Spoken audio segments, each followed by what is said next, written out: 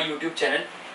हम mobile repairing से related all videos आपको इस अपने चैनल पर दिखाएंगे, जिसमें कि बेसिक टिप्स से शुरू करके टिल एंड तक मैं आपको सारी चीजें समझाऊंगा कि इसमें क्या से क्या हो सकता है।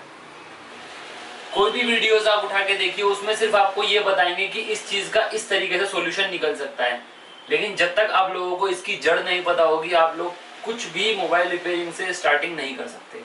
तो आज मैं आपको इस प्लेटफॉर्म पे, इस वीडियो पे, अपने चैनल पे शुरुआत से लेकर के एंड तक वो हर चीज बताऊंगा, जिससे कि आप मोबाइल रिपेयरिंग बहुत आसानी से कर सकते हैं। घर बैठे भी कुछ लोग मोबाइल रिपेयरिंग कर सकते हो। हम मोबाइल रिपेयरिंग का पहला चैप्टर शुरू करने जा रहे हैं। पहला चैप्टर हमारा होता है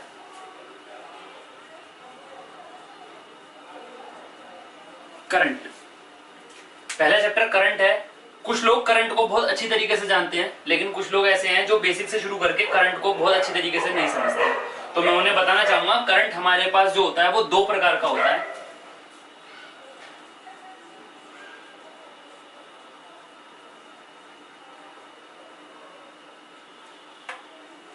पहला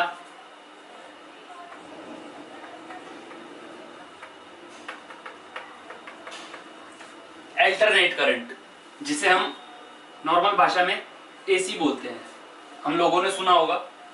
और दूसरा आता है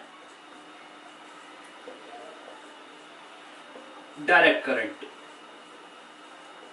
जिसे हम डीसी बोलते हैं। जो लोग इसे लिखना चाहें वो लिख सकते हैं, अल्टरनेट करंट और डायरेक्ट करंट। अब हम इसको एक छोटे से ग्राफ के द्वारा समझने की कोशिश करेंगे।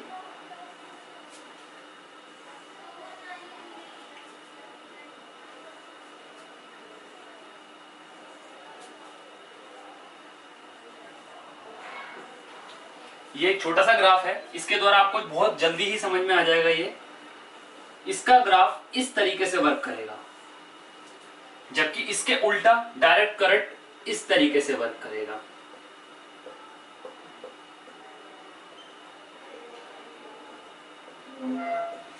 आप समझ सकते होंगे, ये कट टू कट काम करता है और ये डायरेक्ट करता है। जैसे कि इनका नाम है, इस तरीके से ही ये वर्क करते हैं।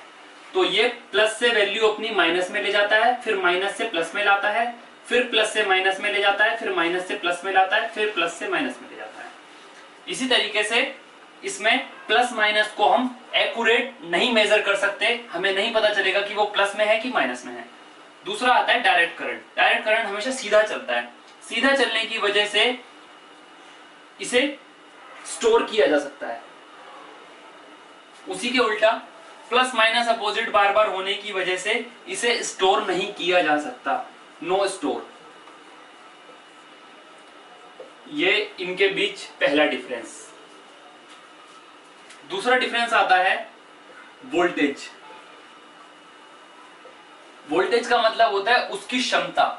क्षमता 220 वोल्ट से 240 वोल्ट तक होती है। इससे कम भी हो सकती है, इससे ऊपर भी हो सकती है, तो वो एसी करंट में आता है।